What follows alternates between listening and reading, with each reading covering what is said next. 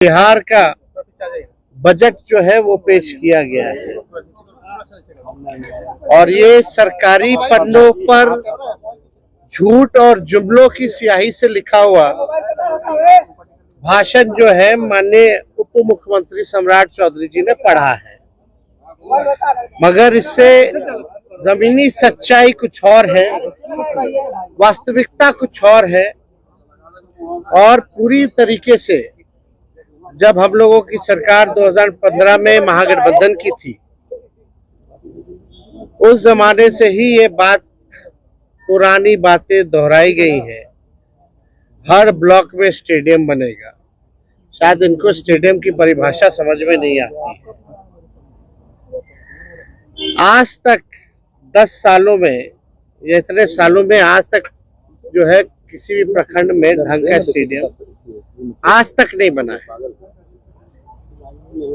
वही पुरानी बातें जो 5 घंटों में जो है पटना पहुंचेंगे, 4 घंटों में पहुंचेंगे, लेकिन स्थिति क्या है? पुल पुलिया टूटता रहता है, भ्रष्टाचार का भेंट चढ़ता रहता है। एक पुल मेगा जो पुल जो बन रहा है वो एक बार नहीं 3-3 बार टूटता है, फिर भी किसी पे कार्रवाई नहीं होती। हम लोगों को बिहार की चिंता है और इन लोगों को सरकार बचाने की चिंता है। हम लोगों को लगा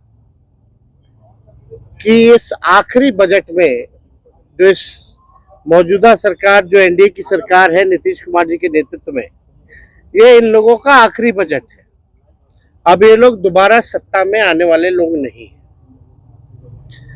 आखिरी बजट में हम लोगों ने कल मांग भी की थी कि 200 यूनिट फ्री में बिजली किया जाए, किसानों का जो ऋण है वो माफ किया जाए, उनको फ्री में बिजली उपलब्ध कराया जाए। माई बहन मान योजना के तहत कम से कम 65% ऐसी महिलाएं जिनको खून की कमी है। बिहार प्रदेश में सबसे ज्यादा बौनेपन के शिकार जो होते हैं बच्चे हो रहे हैं पूरे देश में।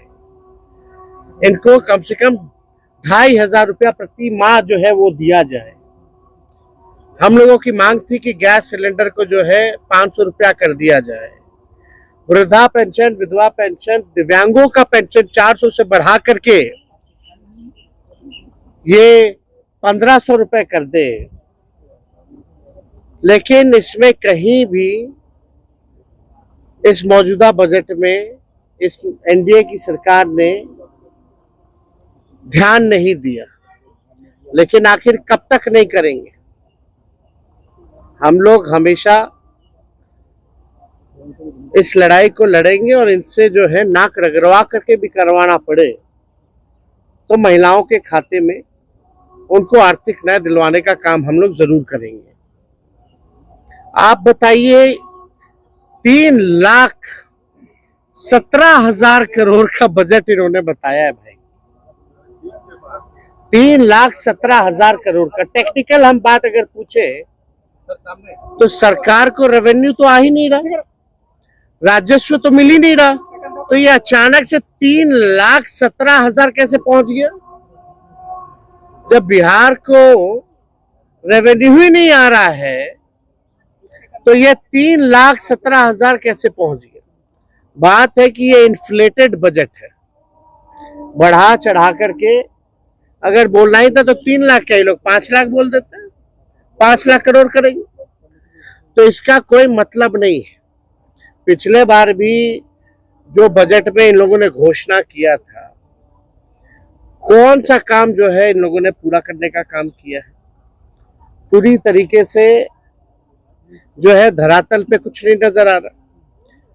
7 निश्चय की बात करते थे, 7 निश्चय का बताओ कौन सा योजना सफल है? 7 निश्चय 2 की बात करते थे, बताओ 7 निश्चय 2 की योजना कौन सी सफल है? कोई तो योजना सफल नहीं हो पा रहा। ये पूरी तरीके से बिहार के हित में ये बजट है ही नहीं। ये केवल कागजों पर जो है ये बजट जो है केवल रह जाएगा, जैसा कि हम लोगों ने पूर्व में भी देखा है। केंद्र सरकार ने धोखा दिया, बिहार के साथ सौतेला व्यवहार किया है।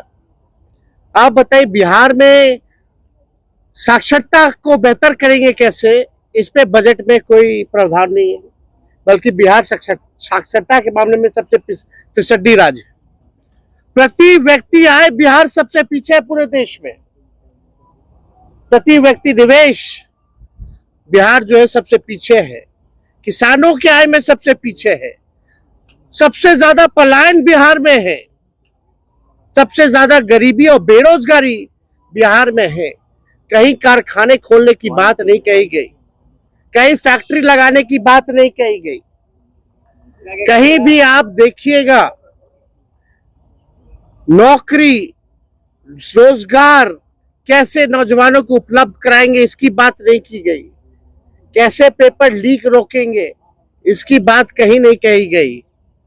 पूरी तरीके से लॉ एंड ऑर्डर के बारे में कोई चर्चा नहीं, बल्कि अपराधी जो है आजकल प्रशासन के लोग जो है वो असुरक्षित महसूस कर रहे हैं। पुलिस कर्मियों को जो है मारा जा रहा है, कभी कौन माफिया मार दे रहा, सर फोड़ दे रहा, कभी गोली चला दे रहा। पुलिस का मॉडर्नाइजेशन कैसे हो इसके बारे में कोई चर्चा इस बजट में नहीं है। पलायन को हम कैसे रोकेंगे इसके बारे में कोई चर्चा नहीं। बंद चीनी मिल हो, जूट मिल हो, इसको कैसे